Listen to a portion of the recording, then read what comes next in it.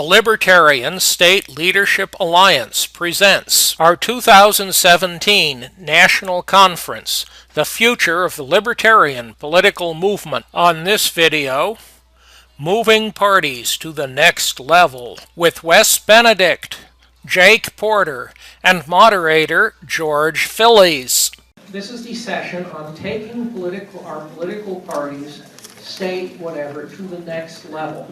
I'm George Phillies. I'm in fair part the moderator, and I have with me Jake Porter and Wes Benedict.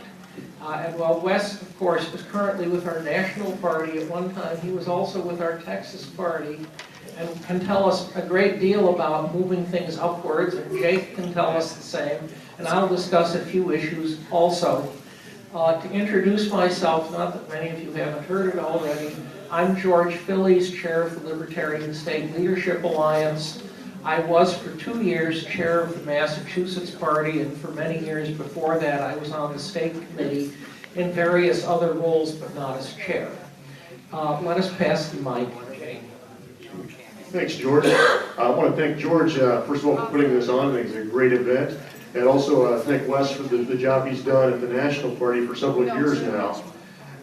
I'm Jake Porter, Executive Director of the Libertarian Party of Iowa, and I ran for office 3 times now. I've run the ballot twice, running for Secretary of State, and I've been active in the party for a little bit over 10 years.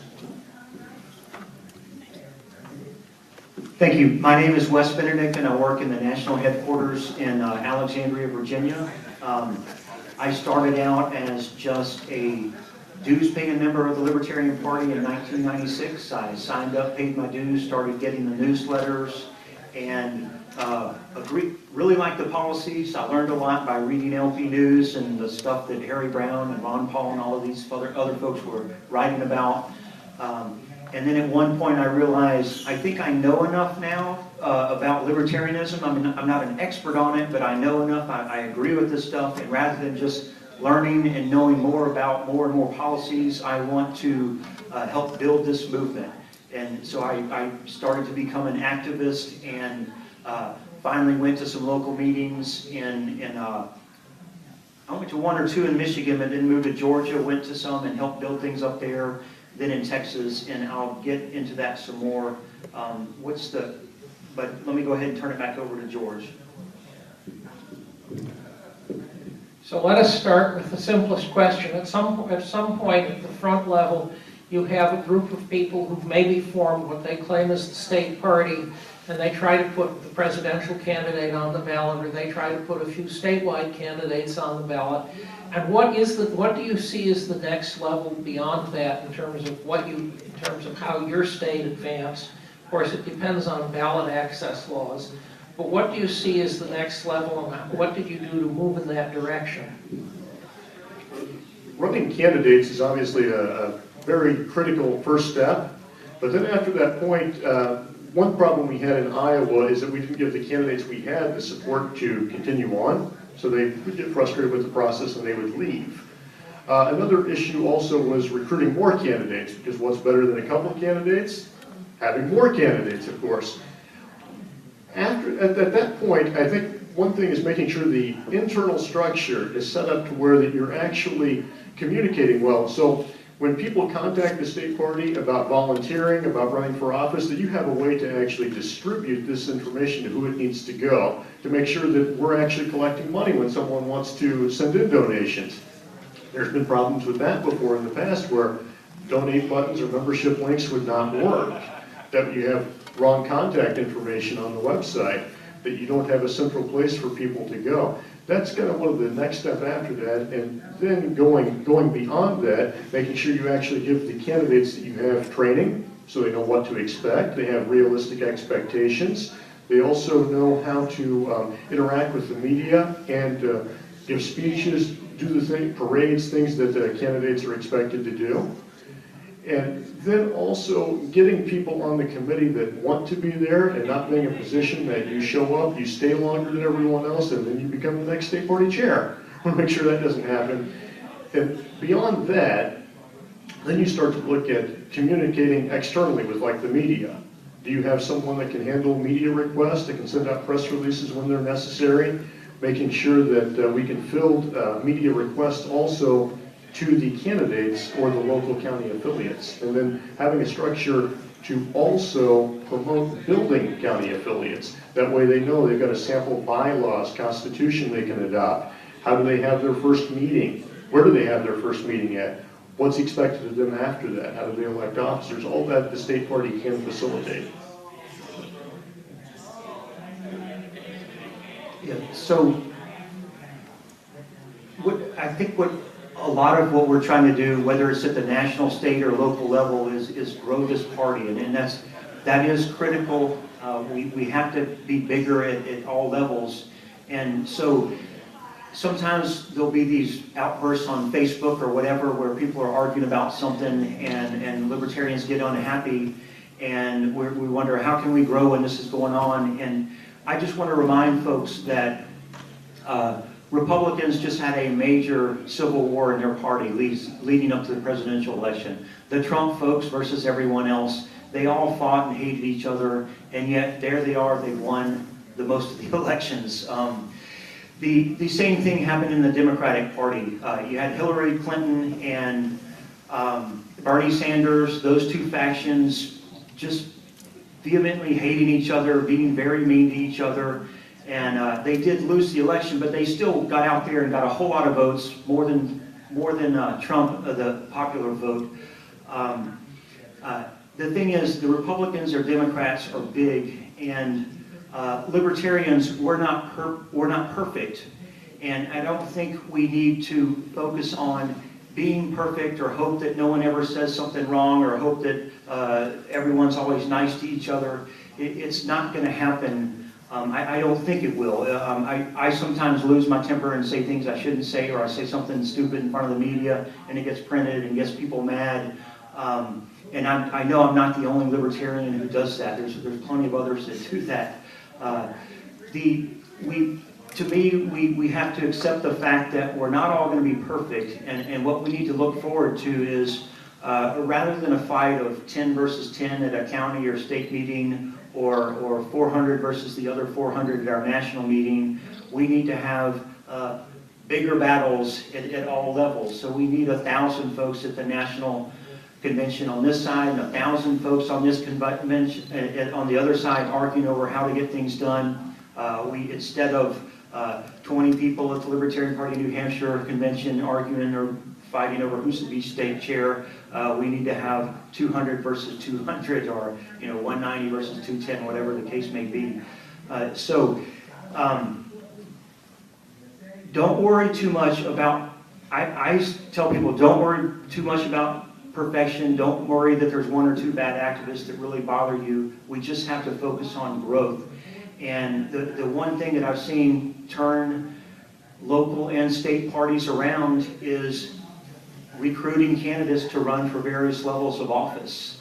It gives activists something to do, and if you just had one or two candidates run for something in one election cycle, if you can go to 5 or 10 the next election cycle, that's what puts you on the map, and the public notices you more because they see more libertarians to vote for.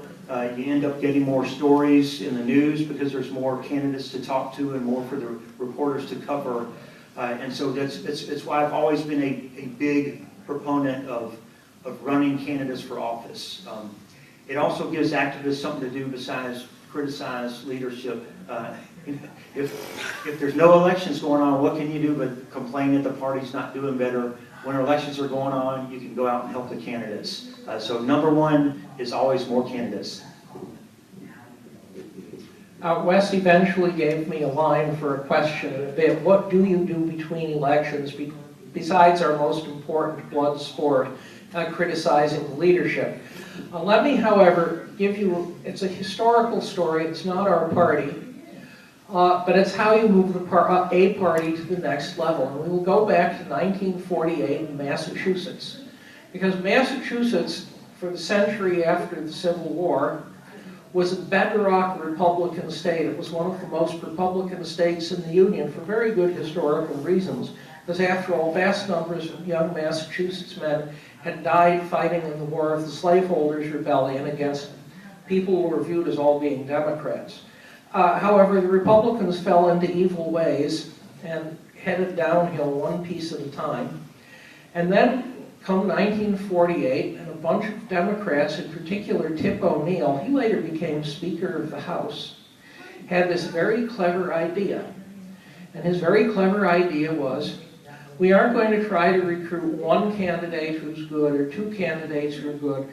We're going to try to recruit so that we are running someone for every single office. Now in Massachusetts, that was a lot of work because the only way onto the ballot was by nominating papers. Here in Massachusetts, here in New Hampshire, much of life as a major party is far easier.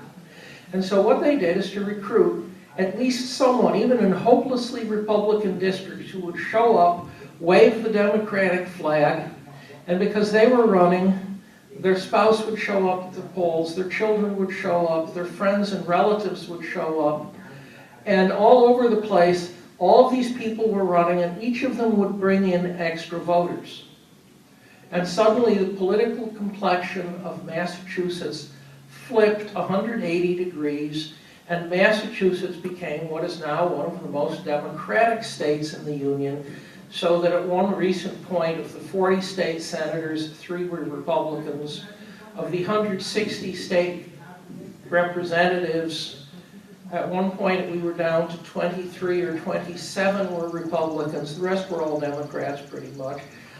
And guess what? That can happen, and one of the things you do is run vast numbers of candidates for office. Now, I agree with what Wes said, though there are other things that need to be done.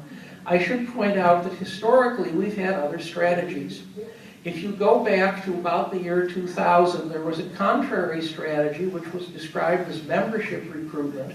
And the objective of membership recruitment was to take all the money national could gather and states could gather and use it to recruit members for national. In fact, the document that proposed this, which was almost an inch thick, included the comment that running candidates for office was a bad idea because it distracted time and resources and money from membership recruitment. That idea didn't hold up well. Instead, we have Wes's fine idea, though there are other things we can be doing. So maybe I shall pose as the next question, okay, well, other than our favorite blood sport, what should we be doing between elections? Running candidates. And that may sound kind of odd, right? But I'm going to give an example. So in early 2016, around March of 2016, I announced a campaign for governor 2 years early. Why did I do that? I did that because we weren't going to have, we didn't know who our presidential candidate was. I discovered that if I announced when nothing else was happening, the media would give me lots of statewide coverage, and they did. I could also organize people. As a candidate, I was able, for that office, I was able to recruit other people to run. And as a result of me and other people's efforts as well, we ran more people than we've ever run in the history of the state party, by far. So it may sound, you know, the Democrats and Republicans are already out there. They're already either announcing or planning to run for office. We might as well keep recruiting. And also, don't forget the local offices. So this year, 2017, is a time where many of the state legislative, congressional races, no elections, right? But city council races in many states are open. All kinds of positions for people to run, gain experience in, all kinds of things we can recruit. Another thing is to make sure that the local affiliates and state party does not fall apart in the off-year election. That's one thing that I've watched happen over and over again. You put all this effort into a campaign, people burn out and they leave. There's nothing for them to do. There's no even social aspect that they show up. Whether that be a convention every year or some social event that people come to, at least stay networked together and then come back later on. It is also critical because that's the last thing you want is all these people to put out all this effort and then you don't capitalize on it. You don't have that compounding impact of it because you just let it all go. That's one thing we don't want to have happen, especially critical as we get local county affiliates too, that they don't start to do that and have to reform and reaffiliate every couple of years whenever there's an election going on. Of course, I support running candidates and running even more candidates for longer periods of time. There are some other things that a party can do during that During the slower times, a lot of legislatures are meeting. It's new folks who just got elected, and the Libertarian Party, it can be the state party officially, or it can just be individual activists who go down and testify at the legislature in favor of bills that are libertarian friendly or against bills that are not libertarian friendly. I know a lot of folks are doing that currently in Texas. They've done it in Virginia these days, and it does provide us some visibility beyond just campaign season. And it's something where we actually sometimes do impact legislation that's going on. So obviously that's great. If we do something to change what legislation passes, that's great. And believe it or not that many people show up and lobby the legislature on a lot of issues. They're certainly where some big company's going to get millions and millions. They've already got that lobbying taken care of. But there's more simple things that come up.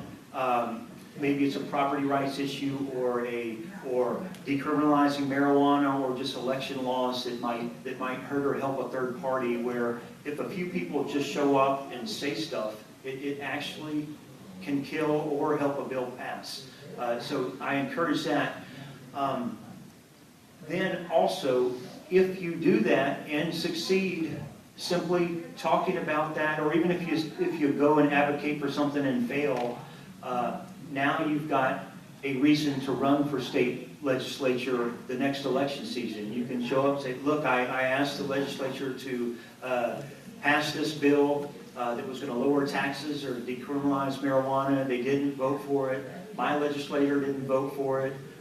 What's up? They're a Democrat. They're supposed to be for helping, the little guy or poor folks, and they're not. So I'm running against them for that reason. Of course, that brings it back to elections and thinking about running for office. But in between, you do have opportunities to do activism and build credibility for future elections.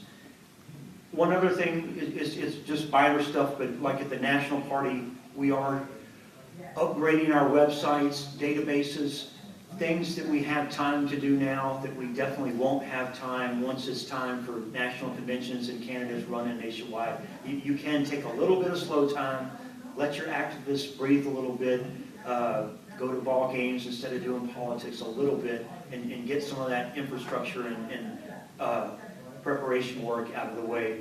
But it won't be long before it's time to start recruiting. I mean, it's never too early.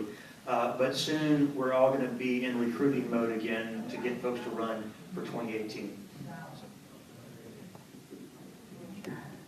Let me suggest, we've got a few questions to go yet, and then we'll hit the audience. Well, let me suggest there are several things you do between elections. One of them could be described as local organization. As you have a group of people to get together, the important thing, if you're going to get together, they have something they are going to do. And it might be that it is crocheting, God help us, I can't crochet. It might be that you show up with postcards. Postcards are pretty cheap to mail these days, and you handwrite and hand address postcards to state legislators, urging them to support or oppose some piece of legislation. And they all get the written postcards, and since they're handwritten, those important. Email stuff has very little weight. Written letters in envelopes have more weight. Someone has to open them. When you get something that's handwritten, that's a message implicitly that whoever did it thought it was really important because they had to think about it and do work to send it. The longest-lived libertarian group in Massachusetts is the Pioneer Valley Libertarian Association. We've been around since the early 90s. There's several statewide groups that have alternated as to which of them have existed. They've been around too. And one of our reasons we've lasted so long is that for many years we published a newsletter, and we sent out the newsletter to considerable numbers of people. And the members showed up, and you actually hand collated and hand stapled and stuffed in envelopes or sealed and all those other good things, the newsletter. And that meant you were doing something, and that was very positive for getting people to show up. because they knew they were actually going to accomplish something positive, not just sit around and argue philosophy. Another thing, though, you can do, and this is something that needs to be done on a large scale, is what is known as shifting the Overton window. And I'll get to that in a moment, but first I'd like to get our folks here to discuss what do you do to build up local organizations, groups that will cover cities or towns. Massachusetts doesn't have county government anymore for the most part, so we can't organize counties in a sensible way. Run candidates for local office, show people how to do that. What do you actually do to push that forward? Thank you. Iowa is actually very interesting. We have 99 counties. We have a county for every person that lives in the state, it seems like. And we have a large number of counties. So what many of them will do is they will form by either congressional district or areas in the immediate area that makes sense. They'll have to kind of, because you got some counties with just a few thousand people in it, so they may have just a handful of libertarians. One thing that they do is we encourage them to have social clubs where they meet. And they can actually discuss what they're going to do politically. That's a good first step to start. Then, as time progresses, they're expected to actually fundraise locally for their county fairs or their local events that they have. Those are all critical that they take part in. They are responsible for recruiting their local candidates, publishing their events that they're going to have, letting their members and supporters know that they're going to have these events, and then finding local legislation that they can all work within that group, whether it be a town over or a county over. They can all kind of support each other. They can all go to the parades, they can all work for or against local legislation whenever it needs, and they can also do outreach within the community. They can pull those resources together, work, and expand. One thing that is important to do, it's a little, who knows how long it will last, but it is Facebook groups and pages for the local affiliates, because people do find out about the events on there, and you can also advertise locally to reach people that, let's say you want to go against people, or want to target people that like the Libertarian Party in your local county.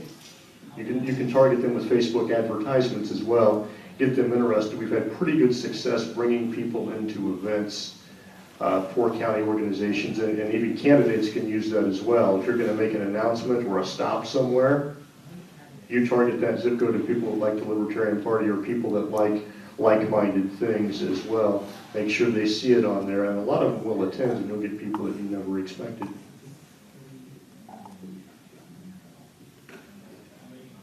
So your question was about local organizing, right? What can we do during the time of? What do you do to generate local organizations? So after joining the party in '96 and paying my $25 or whatever it was and reading about it, I decided to get active. And so how do you get active? You go to some meeting and participate, right?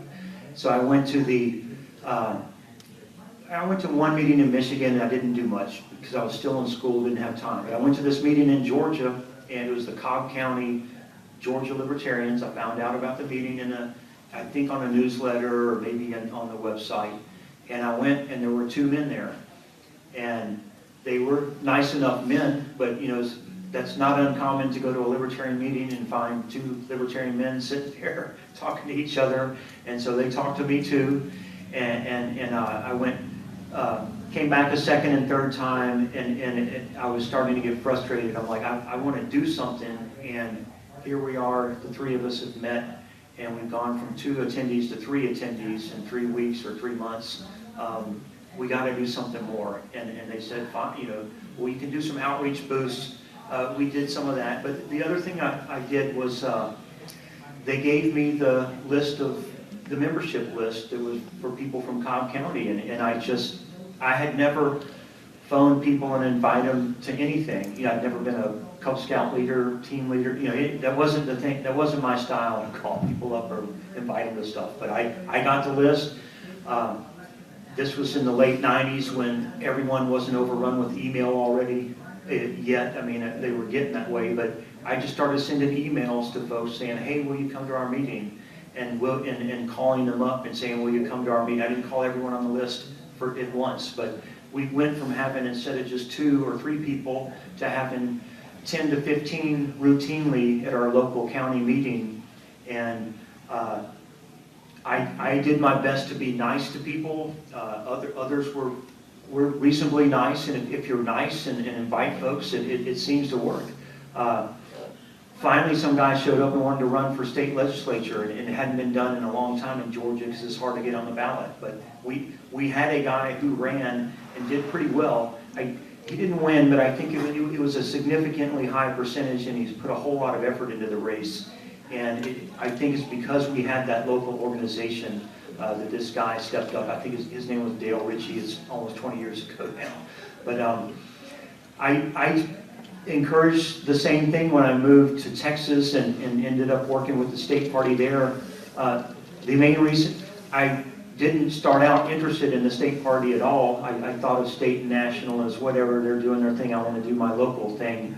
But because we were losing ballot access statewide, suddenly the state's problems became every local activist problems as well. And a lot of us started getting interested in what is the Libertarian Party of Texas doing. And we had a petition drive, had to do a bunch of work, but in the end, what was critical to growing the Libertarian Party of Texas was getting lots of folks, and there you can organize at the county level because county government and elections are very county focused. And that's what we did, was just find people to please serve as a county chair. We don't have a county chair. Yes, I know you're busy. Yes, I know you're not going to be perfect, but will you please do it? And will you be nice to the new folks that show up? And do it until someone better than you steps up. And then the other most important rule, this is how you keep a county going or how you kill it. The way you kill it is you say, you know what, let's cancel our meeting this month. You know, I'm kind of busy and there was only 3 people last month. Once you cancel that meeting and postpone it or totally cancel it, it gets real easy to cancel the next one as well. And suddenly 3 months have passed and everyone assumes that the party's over. To me, the most critical thing for sustaining a local organization is having meetings routinely at the same time and same place, month after month after month.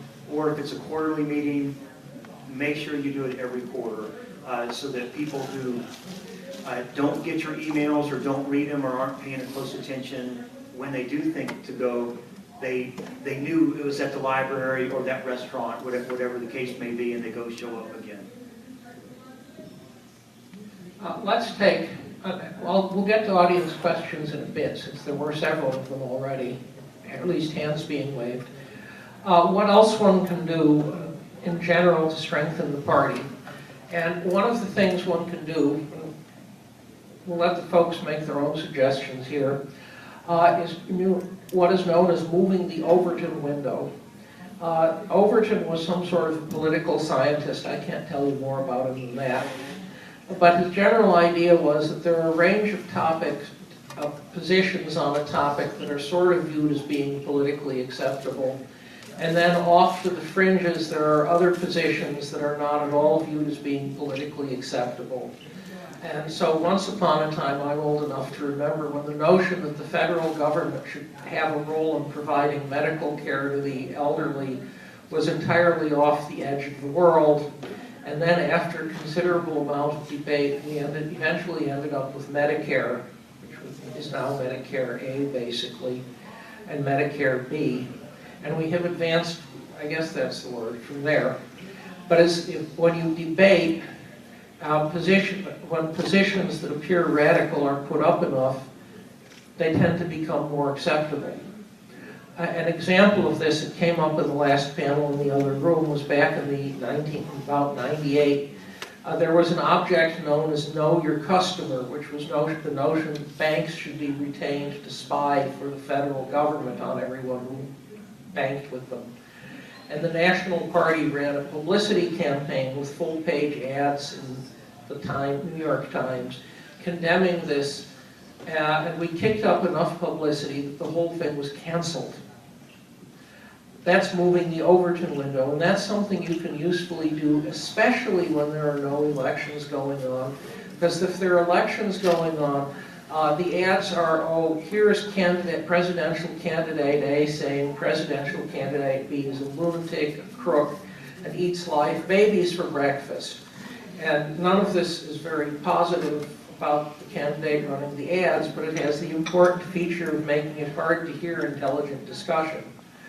And on the other hand, come this summer, there won't be nearly as much noise out there, and ads on libertarian positions and the warfare state and the surveillance state, cut military spending and so on. Suddenly these ads, Facebook, whatever, become much more visible, much less painfully, because things are going on and people can hear you.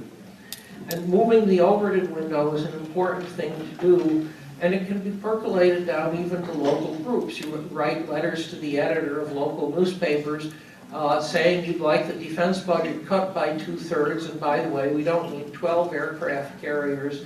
We'll get by just fine with 3, which is 3 times as many as anyone else has. So that is the sort of thing you can do off-season, and moving the overton window is actually very important. That is a very good point. One thing that we also see, and the Democrats and Republicans do this as well, is they can be very vocal. They have very vocal groups about certain issues that they may not be in the minority. They may be a very small majority, but they are very vocal about those issues when they come up.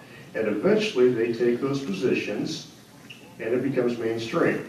You know, if Bernie Sanders would have ran, 15 years ago, I think he would have probably been laughed off the stage. Slowly, though, the Democrats have been talking about issues that normally, or years ago, they would have never talked about. We can even look at gay marriage. We could have talked about that, 20 years ago. The Libertarian Party did. That's a great example. We did. We were the only ones talking about it. Today, that's not unacceptable to talk about. The only reason we might not talk about it is because the issue's been decided. So we may not have a reason to talk about it. But it's not controversy. It's not. So we can talk about issues that are unpopular, that people may not agree with us on, and we can do so in such a way that eventually they will at least get debated. And once the issues get debated, eventually people will agree with us because we have the right solutions, as long as we communicate in a way that's reasonable and something that people can understand. Yeah, we can do activism that helps grow the Libertarian Party and our brand and change policy beyond running for office and getting elected. And I think we have moved that, if I understand the Overton window description right, I think we've done that in a very big way on the war on drugs. Libertarians, I used to talk about it in the early 2000s, but I was it was tougher for me because it seemed like everyone laughs at you right when you start talking about the war on drugs or legalizing marijuana. They instantly start thinking of Cheech and Chong, which were very funny. But you just say the word marijuana and everyone's like, oh, y'all are those crazy potheads, all this stuff. But we just had for so many years so many rational libertarians just explaining, look, it's a freedom issue. 2, it's not nice to put people in jail and abuse their freedoms, and 3, it saves money if we don't do that. We don't have to pay for all the jails and for the police to do that. Libertarians who have been out there advocating on that issue, I think, we didn't totally make what caused it to change. Well, it's a lot of different factors and a lot of different people working on it have made that happen. But I do think Libertarian Party activists and both the parties and just individuals out there had a big impact, and it was because we were leading on that issue. We don't always have to push the window or be leaders on every issue either.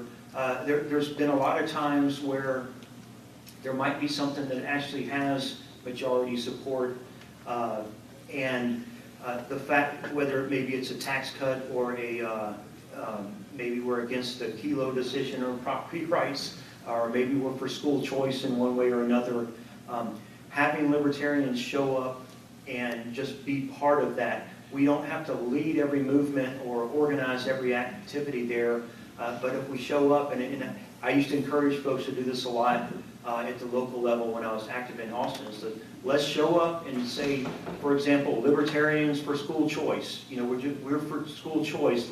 Let's say we're for that. Or Libertarians against toll roads. I know a lot of Libertarians favor certain privatization of roads and things, but there can be certain tolls, believe it or not, that the government would impose that Libertarians can find very logical reasons to be against. And there was a lot of things going on in Texas where lots of folks were up in arms against what was going on by the highway department, and Libertarians, I wouldn't say we led the effort, but we certainly were big activists joining with a lot of others in fighting some government programs there. And so anyway, those are things you can do in between elections as well. The best issues, of course, are those where most of the American people agree with us, and the other two major parties, or the third major party, disagree with us. I think I saw two questions, and then we will come back to taking the issue of obstacles to moving to the next level. So let's see. There was a question here and a question there. So 1, 2, I think. Question? So what are the best, we have a meeting every month, so what's the best recurring monthly events that you all have found that have retained members, increased membership? Because kind of some stuff that we're doing isn't exactly increasing the numbers or retaining. So what have you all found recurring as opposed to a one-off event that works best? The best recurring thing that I have found was the local group published a newsletter. And we mailed it out every month to a couple hundred people, and the total circulation, counting the web, was around 500 or 800, 1,000. That requires, to a certain extent, having someone who is willing to drop 50 or 100 bucks a month on printing and postage, but sometimes you can find people who do that. That was the best thing we found. We occasionally had a speaker come in, and then you get a group of people, most of whom would never be seen again, I'm afraid. But those were the things we found. Whenever there are no candidates running in off-election years, that can be very difficult. A lot of local affiliates will disband completely. One thing that we've found is having something that's fun. And these can also be, so occasionally mix in some fun activities also with that. I know paintball, gunfighting. That's one thing they've done in Iowa. It's been very successful. Also, there's a group over in Omaha that does, they meet at the bar. It's more of a social club, but they also discuss very fun topics. There's one that meets at a coffee shop, so they find something that the people locally like to do and will meet up at. And they do that along with having some other activities. I remember being invited to a couple of groups to speak, but they occasionally solicit speakers to come in and give a talk on whatever topic they may have for that month. And that does draw people in.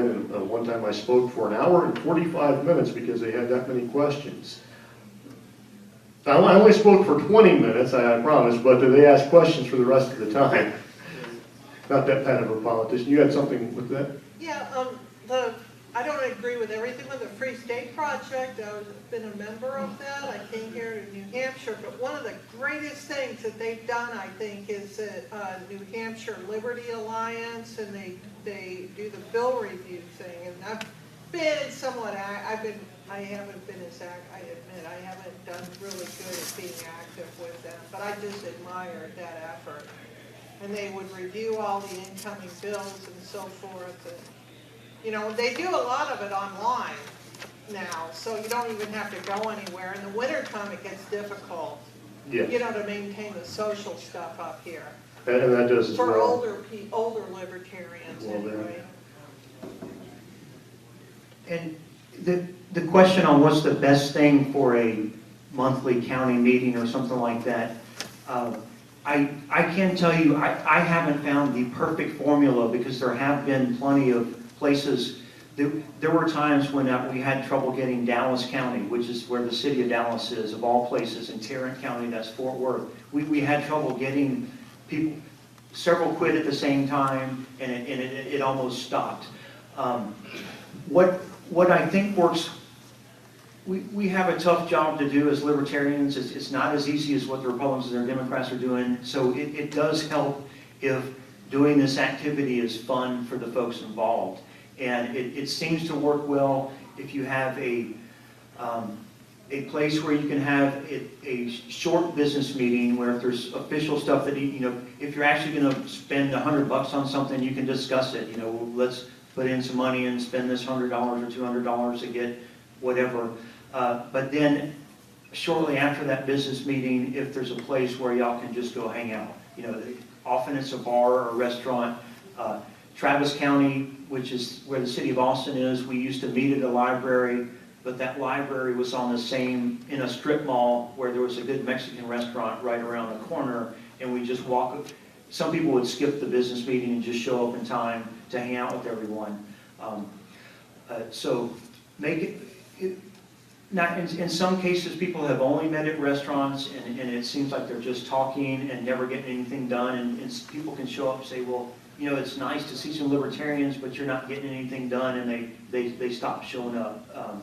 So I do think it is helpful if at least some person, and it doesn't have to be the county chair or the leader, it's helpful if someone is thinking about what can I get these people to do this useful work beyond just showing up and saying hello to everyone and having a nice time.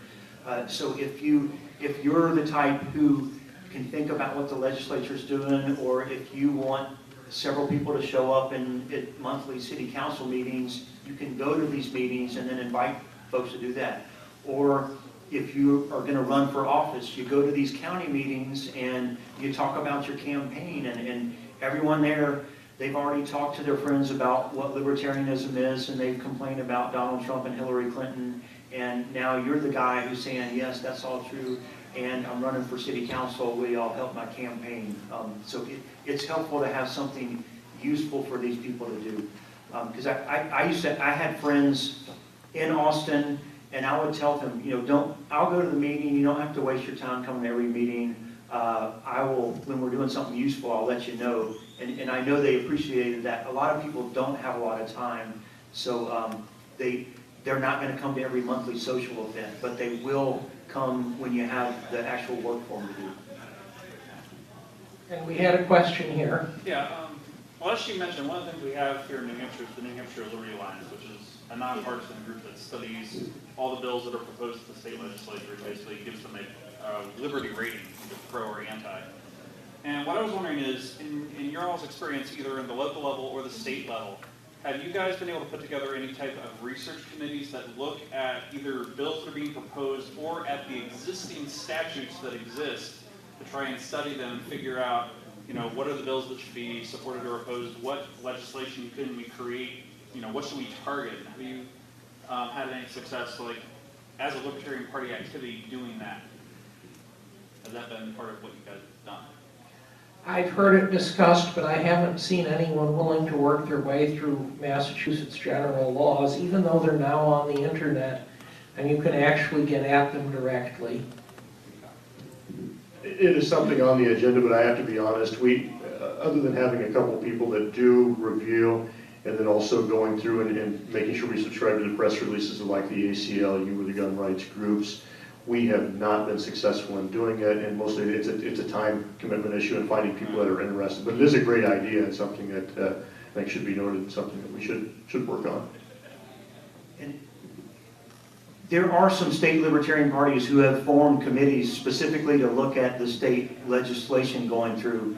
And I think, some states there's tons and tons of bills, and you probably could, maybe some folks would read all that stuff. I probably couldn't ever make myself do that. But looking at what the other groups, there's special interest groups everywhere, and you may agree or disagree with them, but they're watching the bills. So go see what the ACLU is saying about the bills going through the legislature.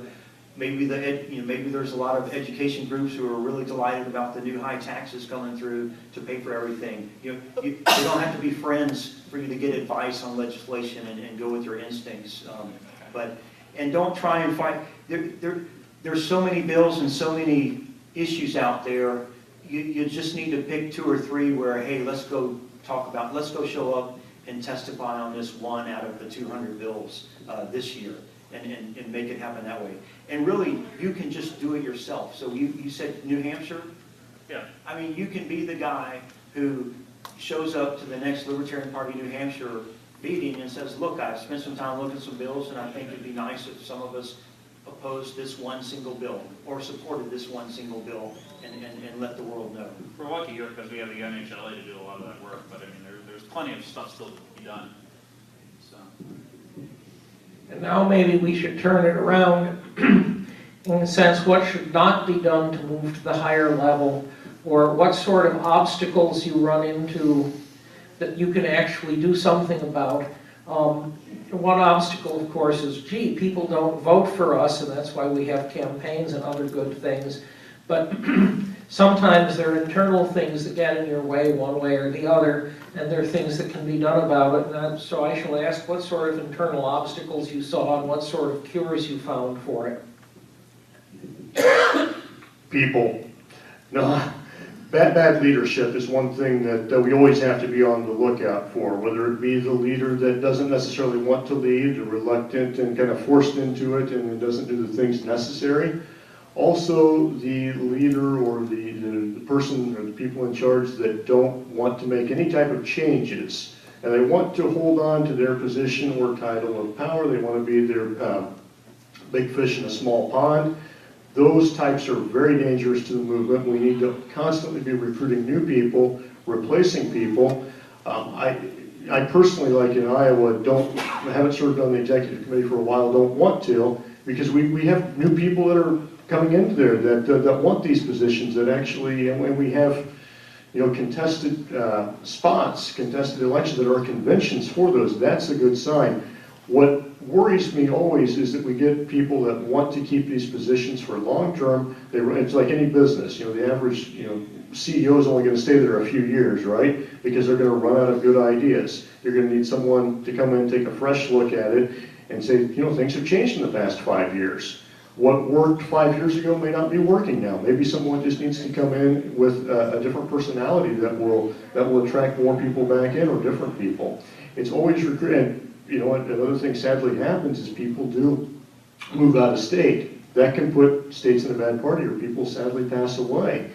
And when that happens, the state has to be able to rebound from that, and have to have people that know how to lead the state party to step up. Another obstacle, and I think it's Robert's Rules of Order. I absolutely hate Robert's Rules of Order. It does nothing but slow down committees. And whenever you get to focusing on this parliamentary procedure, for the sake of focusing on parliamentary procedure and the inter-party fights that come along with it, that is the biggest obstacle I think that anyone faces. Another constant focus on bylaws, platforms. If we have, a lot of times I'm watching these counties in Iowa, they all worry about their local platform. Who cares about your local platform? We've got one platform, it's the platform of liberty. Don't spend time that should be spent on activists on doing this nonsense work that's not going to recruit one libertarian. Those are the types of things that we do. It ends up running people away from us. Those are big obstacles. Another obstacle, I would say, is not communicating with people. So when people sign up on the website, when they give you money, make sure that you are actually following up with them. They want to volunteer, they want to run for office. What happens when no one contacts them back? Then they're gone. They leave. We never get that person back. We don't get the recurring people that they could bring into the party back. We don't get their membership dues. All these problems will compound just because we've not done the work that we were supposed to do. And this is things we shouldn't do because they hamper growth of the state party, right? That Well, state or national. State or national or local. I realize you have to be delicate about that. Yeah. Well, let me tell you about this one guy, what he did all the time. He should stop. No, I'm joking. I'm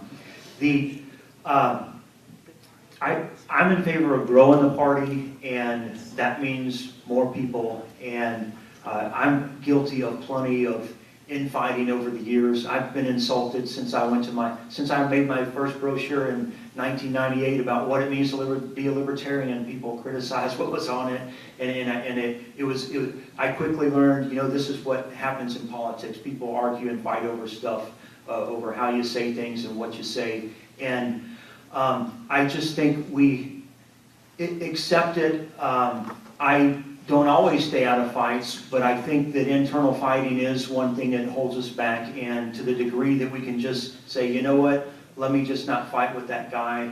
I can do something else instead. You know, I can try and get this guy to stop doing what he's doing, or I can call this other guy in this other state and help him with his petition drive that he was asking for.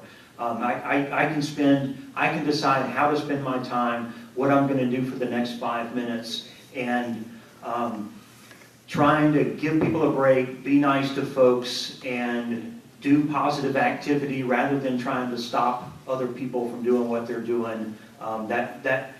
That is the way to go, I think. So, okay. Let me second a few points that were made here. I hardly agree with the comments on Roberts.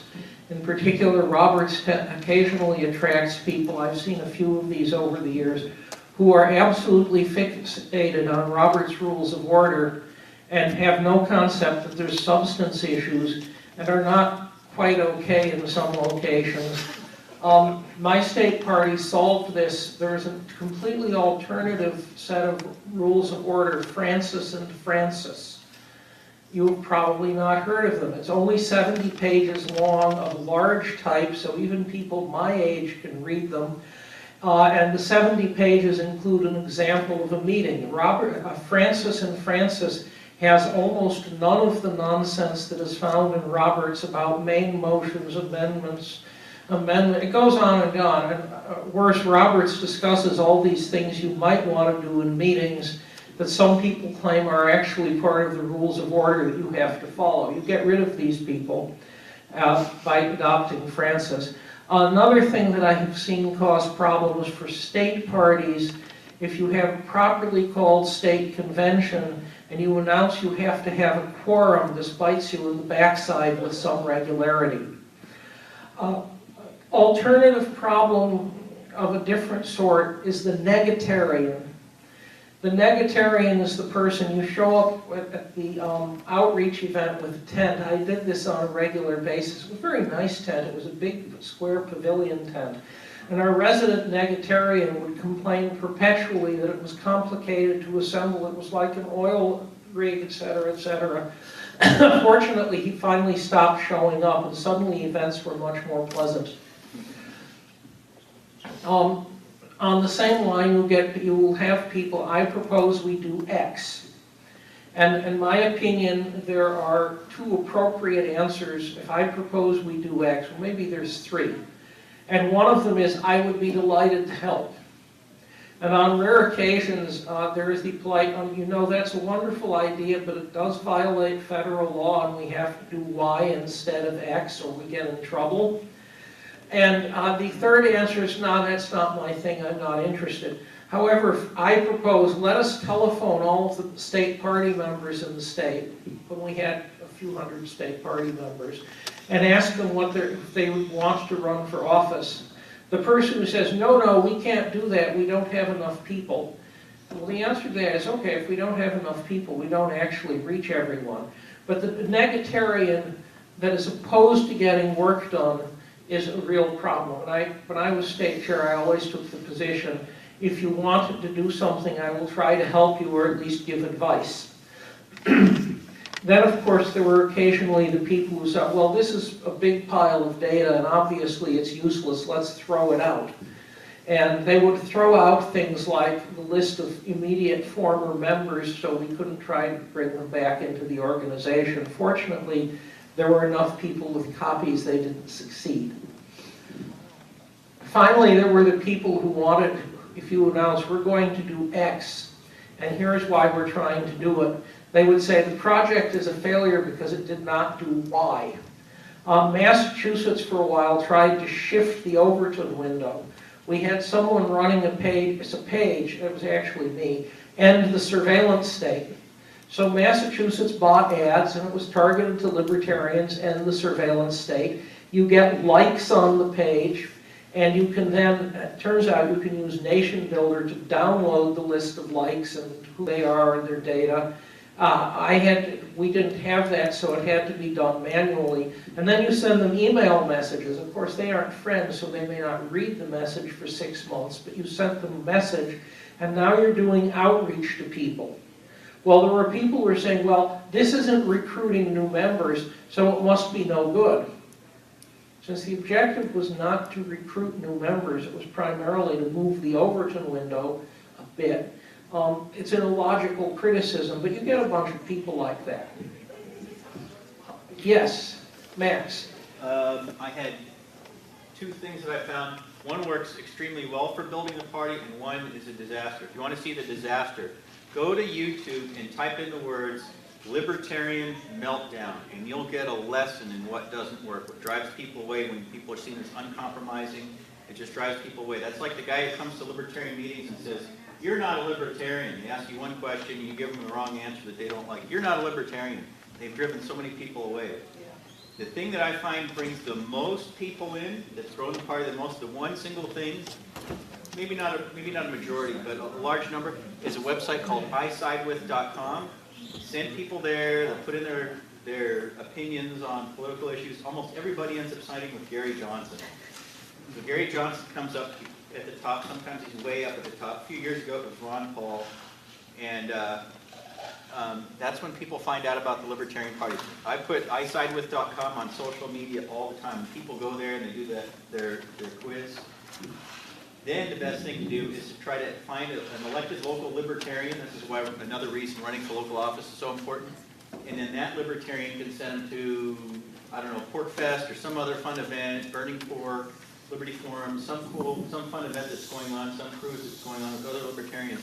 Because a lot of people can't learn by reading or even watching videos on classical liberalism. Have to talk to one person and ask them questions and get clarification. So I find that for what works for social people, we've done really well among people who read lots of books from Murray and Rothbard and Friedman and von Mises.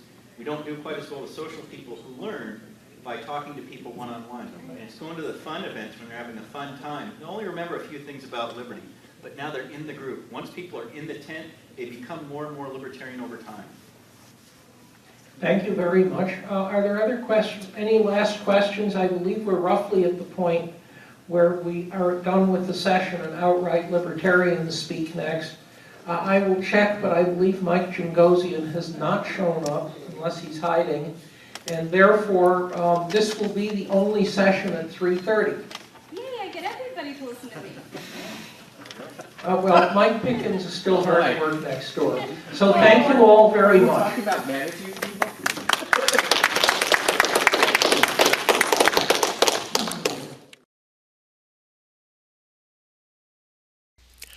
The Libertarian State Leadership Alliance presents